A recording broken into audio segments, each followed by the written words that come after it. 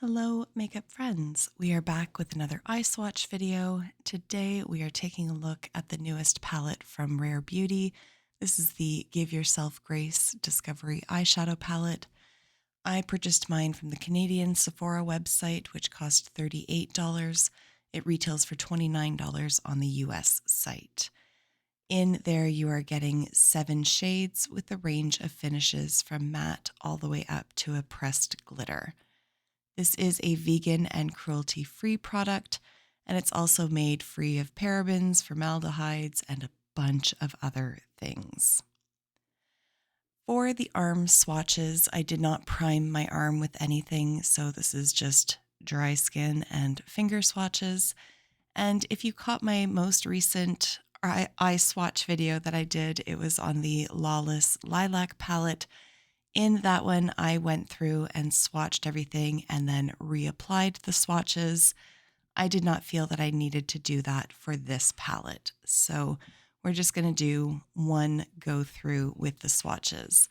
But as you can see, everything is applying very smoothly.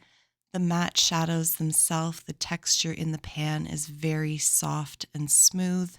I didn't notice a ton of kick up even when I went in with the brush. They're just a very nice formula. The more shimmery shadows that are in there, they do kind of differ one from the next, I find. Most of them are like the two on the left-hand side, the pink and the purple, have a bit more pigmentation to them than the gold on the far right of the palette. But that's not to say that the gold shade on the far right is dry or problematic. It's just a very sheer application, but the texture is still very nice. As well, when we get to that pressed glitter, you will see that it picks up very easily on my finger, and then it also deposits very easily. I think that we're coming a long way with some of these pressed glitters. I have not always been a fan of them. I do find that this one performs beautifully. It reminds me of the pressed glitters from BH Cosmetics, which I've always been a fan of. But a lot of other pressed glitters just have way too much of that like gelatinous goop, not enough glitter, or only like 5 specks of glitter will deposit onto the skin. The rest sticks to the brush or the finger. Obviously, that's not what's happening here.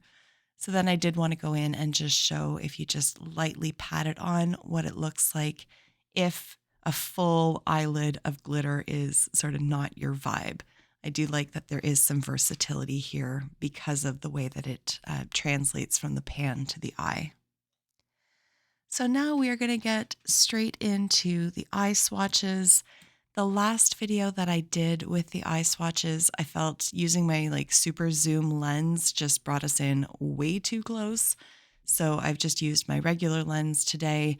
But that also means that you're going to see more of my face. And when I show you the actual like finished application of each shade, just be forewarned. I look a little angry. I've got my, resting bitch face going on.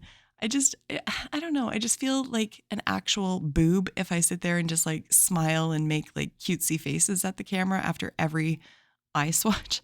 Like, I can't take myself seriously. So I'm just going to stare at the camera. Anyways, let's get into this. So this is the shade Happy, which is described as a dusty rose matte. I will tell you straight up that I really didn't experience any frustration with this palette at all. I do find that the mattes blend out really nicely. You can build the pigmentation up a bit, but I don't find that you really need to. The straight out of the pan application is nice and smooth. Didn't really experience any patchiness with it either, so I am a very big fan of the matte shades. Now, for my own personal preference with metallic foiled shades, I do like them to be impactful and reflective. I like a lot of oomph in my metallic shades. But having said that, this one, which is a little bit more subdued than what I would normally gravitate towards, I think this is actually really, really pretty. And I think it might have something to do with that underlying base pigment. Like, this is a beautiful one and done shadow. I just think like pair that with some mascara, don't even need any liner. And that is like the absolute perfect going out running errands kind of shadow for me. So like I did with the Lawless video, I have done a dry application first, and then you saw me apply some setting spray. So obviously this is boosting the impact of that shadow up, and it's beautiful. I really have no complaints about that at all. It's somehow just like this perfect balance of sparkle yet subtle. I'm blown away with that shade in its like simplicity. It's just freaking stunning. I love a good one and done shade. I guess I should have told you what that was called. That is the shade called Hope, and it is a nude mauve metallic. The shade I am applying now is called Faith, and this is a berry metallic. And this is so pretty. I mean, these kind of colors, I've said it before, I just find that they're very flattering on my eyes. They really bring out the green that's in there, but also just the application of this as well. Again, going in first with the brush dry, so you're seeing a more subtle application. It's not foiled in the way that a lot of shimmery shadows are, but it's obviously not matte. It really does bounce that light back, but when the description on the Sephora page says that Selena Gomez made this to be an easy to wear palette for every day, I think that's really accurate because even though this shade does have a lot of color to it, I still think it's very approachable. And obviously, I've blended it right up to basically my brows. You wouldn't need to do that, but just it's not an in your face kind of color. It's like this beautiful sort of cranberry kind of tone. There's nothing fluorescent about it. There's nothing aggressive about it, if that makes sense. I think if you toned it down, just put it on the lid, used a different shade, you could have a very subtle but very beautiful, colorful look, even appropriate for an office setting. So then we're going to go into this next matte shade here. This is called Love, and it's described as a deep terracotta matte. And I will say that I think that this palette is very well curated. So the mattes that are in here complement those shimmery shadows, really help to bring out the undertones of each of those shimmers, but they also stand up well on their own. I am very, very happy with this palette in case you can't figure that out. I just think it has a lot of versatility in it for being a 7-pan palette that is sort of hitting along one note. Like it's not monochromatic, but there's very well a defined theme to it. But regardless, I just think there is so much versatility. Oh, my husband and my son are just home, so I'm just going to pause this and I will be back with the next shade. All right, we're going to power through, but if you hear some background noise, it's just my family. Welcome to real life. All right, going in with the next matte shade. This is called Joy, and it is a muted peach. And again, it just is very complementary with the other tones that are in this palette. But honestly, any of these shades can stand up on their own. Like these are great one and done shadows. They apply nicely, they wear nicely. I did include at the end of this video a look that I created with this palette. If you want to see the full application, it will be in my not my most recent, in my upcoming What I Wear to the Office makeup video. I usually post those on Sundays. So I do have the full application included in that video. But I wore a selection of the shades all day, and I had patted the glitter on top. It held up really well all day, even though I didn't use a glitter glue underneath it. There was a little bit of glitter transfer just on the under part of my eyes, but nothing terrible. It wasn't all the way down on my cheeks. It hadn't transferred all the way up to my brows or anything of that sort.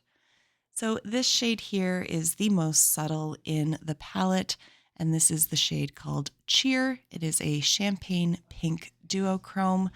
When I go in with the second application after I hit it with some setting spray, you'll see that duochrome shift come out a little bit more. It is very subtle, but it does pick up the light nicely. So again, this to me would be like a great going to the grocery store kind of eyeshadow. I mean, obviously you don't have to wear eyeshadow to go to the grocery store, but sometimes a bitch just wants to feel pretty while she's picking up potatoes, and this would help me do it. again, it would just like I could pick it up with my finger, wipe it across the lid, throw on a little bit of mascara, and my eyes are done. And it just adds just a little bit of interest and, like I said, catches the light. And that little duochromatic shift, while subtle, is still very pretty and intriguing. So while I normally am like, no, I want all the impact, I think that this just, it has nailed subtlety to a T.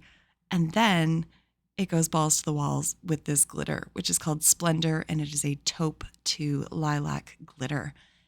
And it's beautiful. And I really like the color of it because it's not like a true silver, which, don't get me wrong, I do enjoy a true silver moment. But if we're looking at more approachable, more wearable kind of shades, a taupe like this with a little hint of a purple undertone to it is just that much more approachable. So again, like I did with the arm swatch, I did obviously the full application on the one eye and then just patted it over my lid here. Again, I haven't used any glitter glue and I don't have a tacky base on. The glitter just adheres really nicely without itself being sticky. So the base, whatever it's in, that like goopy crap that keeps the glitters in the pan, I don't know what it's called, that isn't sticky either. So I have no issues with like my lids sealing themselves shut or anything of that sort. And so here is the look that I had created for one of my days to the office. Overall, I'm super impressed with this palette. So thank you for taking the time to watch. I will see you in my next video. Until then, be a decent human being. Bye for now.